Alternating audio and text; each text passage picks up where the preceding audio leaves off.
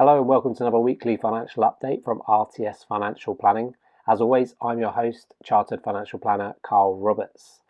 So here we are again, back in lockdown 2. I hope you're all able to get your last minute lockdown haircuts done before the barbers were able to close. I hear most of them were working to around midnight last night. But just to say, from our point of view, all staff are now back at home, but we are very much sort of business as normal as possible. So fully open, fully servicing our clients, running all the investment propositions we do, and taking on new appointments for anyone that needs to discuss their personal finances, in particular their retirement planning. Probably now more than ever, retirement planning it's a good time to be doing it. What with all the changes in the job market, all the sort of packages that have been offered to employees to perhaps leave. The stock market's still doing pretty well, so pension-wise, your values could be looking pretty strong. So do get in touch if you need to review your retirement planning right now. And before we start, just a little fact for you, a little lockdown-related fact. After Boris Johnson's announcement Saturday night that we were going into another lockdown, around £174 million was withdrawn from cash machines on the Sunday after the announcement. And this is actually 27% more than the usual average Sunday withdrawal. And a similar thing happened again on Monday, which is a bit strange. I found it a bit strange because most of the shops now don't really want cash. They're all looking for electronic payments. So a bit bizarre that people were withdrawing out record amounts of cash after it was announced we were going into lockdown. So if we go on to the markets, markets have had a pretty strong week, particularly the developed markets, the US, Europe and the UK. And the week started strong for the markets, particularly because they were expecting a Joe Biden US presidential win. The polls obviously had Biden well ahead.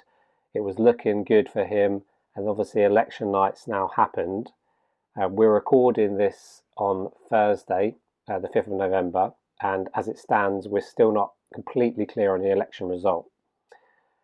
Now, all this uncertainty you think would spook the markets, but actually markets have continued to perform strongly over the last day or two. And I think this is partly down to one, they probably are thinking that Biden's going to get there, he is going to win.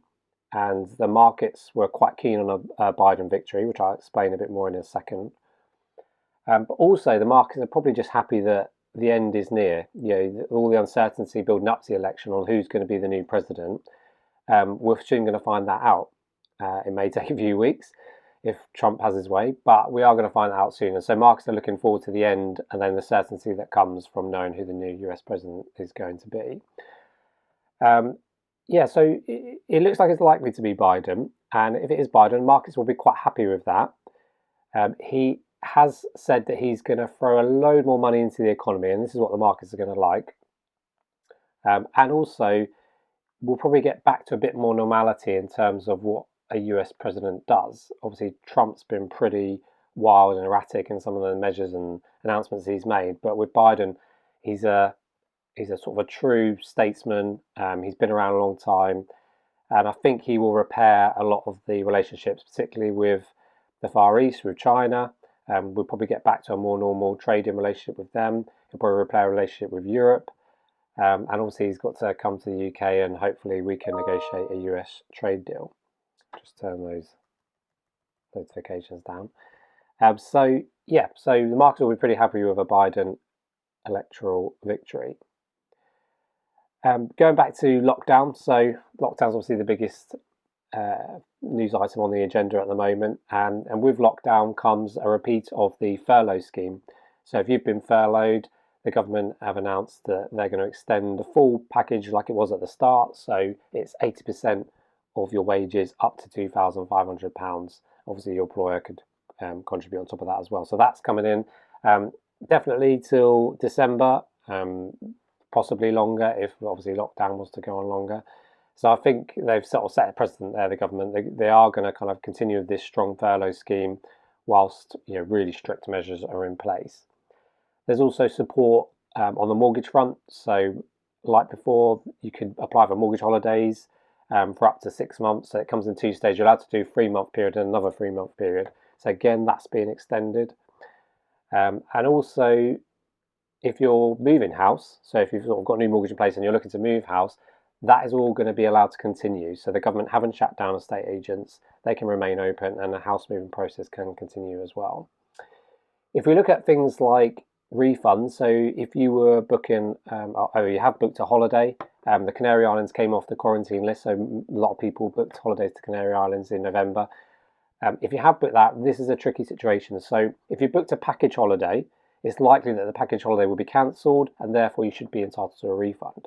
If you've done your own thing, you've booked your own hotel, booked your own villa, booked your own flight, this is where it becomes a bit more tricky. If the flight is still running, then, and you're obviously not allowed to go on it, you might not be entitled to a refund. You might have to get a voucher or credit towards another holiday, or you might just lose your money altogether. If you paid for things on credit card, that might help. So the credit card company, if you've not been able to go on a service, they might step in and refund you your cash. So yeah, if you're going to book anything, even in December, I would urge booking it on credit cards at the moment. And finally, it's been announced this morning that the Bank of England, they're keeping interest rates at 0.1%, but they are going to pump in a further 150 billion into the economy to help support the economy through the next stage of lockdown. So haven't gone for negative interest rates yet. I say this still could be on the agenda, but at the moment they're keeping interest rates at 0.1%. Okay, that's it for this week. Everyone take care. Hope you found that useful. As always, please leave comments with any interesting stories you've seen or any questions you've got. Until next time, take care.